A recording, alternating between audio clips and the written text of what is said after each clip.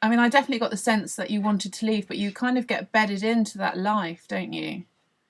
Oh yeah, I mean most definitely. I mean like don't get me wrong. I mean the deployment sucked as a whole. I mean nobody likes being shot at as often as we were and losing men. But I mean just you end up opening up your heart to these men and you let them in like you would your family, like your brother or your sister.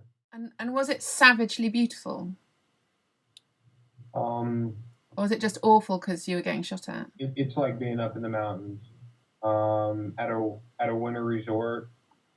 It was one of the most beautiful places I've ever been, but it just happened to be the most awful place on the face of the earth at the time, so I couldn't enjoy it. Does that give you Uh, that kind of complex relationship with the experience as well? Because there must have been really sort of profound moments there, as well as like profoundly awful. you land on there, you land in a helicopter on the Korengal outpost, or you walk up to Restrepo and you just take a look, and you're like, damn, this is the biggest. This is just the biggest piece of shit I could ever imagine living in. I mean, you're urinating in a plastic tube and you're taking a crap in a burn barrel and you're burning your own feces. But then when you get away from that and then you take a look to the left or to the right, you're looking at picturesque, just nature's beauty, like people do when they walk out of their homes in Chamonix or in Aspen here in the United States. I mean, it's some of the most picturesque places in the world over in Afghanistan, and it's so untouched and so unvarnished with all the billboards and roads and everything like that that it's kind of hard to take that in, and then at the same time look at where you're living at, and then also realize that you're getting shot at every single day. Did you, when you joined the army, did you expect to get shot at? When I deployed to Afghanistan for the first time, or Iraq for the first time, there was a lot of IEDs, a lot of mortar attacks, indirect fire attacks. But when I went to Afghanistan, that was the first time where it really struck me that people really wanted to fight and really wanted to kill you and were willing to stand toe to toe with you and shoot right back at you and do it for a long period of time. And was that when it became a kind of them or us mentality, do you think? I don't want to ever say it became a them or us mentality, but it definitely took on we took on a different outlook on things. I mean, early on we went in there like, hey, we need to provide security to these people. We need to help them out, and then it slowly but surely we learned and realized that some of these people down here just need to learn by brute force that this is not the way to go, and we need to show the elders that they're siding with the wrong people here. Basically, we made a shift to become more and more kinetic in that valley. And did you ever see the Taliban? Because in the film, you never see them. You don't. We've seen them several times. When you watch the movie and you see Sergeant Rugel shot and killed, the enemy was standing right over him, so several of the men did see him.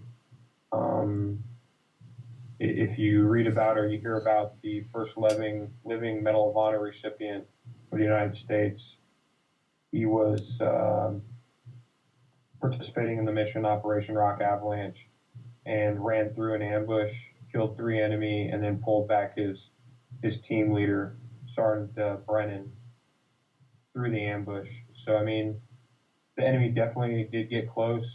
It was just fortunate enough that they only got close a few times. But when Tim and Sebastian were over there, they weren't over there and in position to see those Taliban engagements as close as we were. It was kind of hard with those guys. I mean, they wanted to be out there and do everything, and we let them go wherever they wanted. But they also knew their place in life, and they knew that they didn't want to jeopardize us. So it was good having them uh, kind of battle tested before they came out there, whereas other press came out there and they wanted to be where the fight was, but they weren't physically or mentally prepared for it. And so it caused a bigger strain on the men than Tim and Sebastian normally did. Certainly in the UK, there's a definite culture of mistrust between the media and the serving. So, how did you feel initially when you heard that you were going to have this embedded crew with you for 18 months? I mean, first off, Sebastian had already earned some kind of credibility with the men because he had been with Battle Company in 2006 and southern Afghanistan.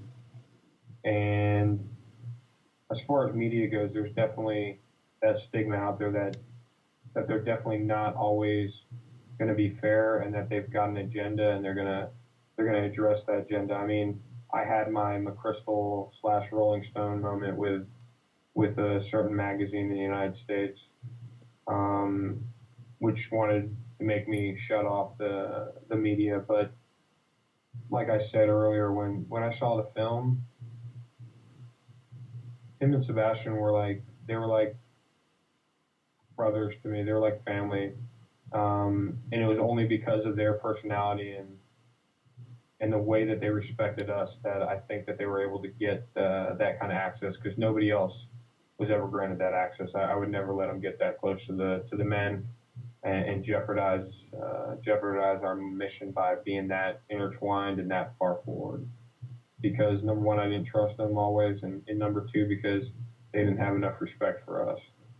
I mean, I think the men definitely trusted them, because you just wouldn't see that level of intimacy in a film if they didn't let them be around them.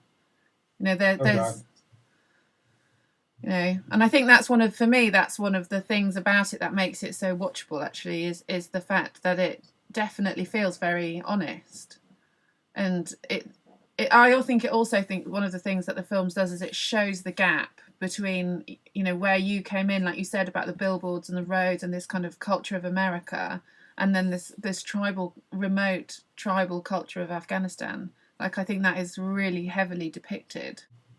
I can't even say it enough. They did an outstanding job with it. Show the respect. I think the other thing that they were able to see is, as small as it was, they got to see the small wins that we were able to achieve in the valley throughout. I mean, you watch in the movie how the men did not like the fact that we were going to call OP Restrepo after the medic who was killed early on in the deployment. But later on, they became to understand it and embrace it. And the reason is because Doc Restrepo, the man, he took care of the men. He was always there for a laugh. He was always there to take care of them medically, but also emotionally. And I think OP Restrepo, the base, over time the men grew to appreciate how safe and secure they felt up there, and how much they were able to bond and build this cohesive brotherhood family up there because of their experiences on OP Restrepo. So it's maybe I'm the only one who pulls that from the movie and from the book, but that's I took away from it. No, definitely. I mean, I think it was very significant once you'd built Restrepo, and I think the tempo of the film and the emotion changed as that base grew, and from the hole being built, and then the walls being built, and then they filled up the Hesco Bastion, and as it became like a stronghold, it changed the tempo of the whole. Well, it seemed for the whole deployment, really. But it's very difficult to say that, but that's how it came across. So I think it's really significant as well. So I think, I just want to say thank you, actually. I've been recording, and I didn't tell you that, but it was going so well.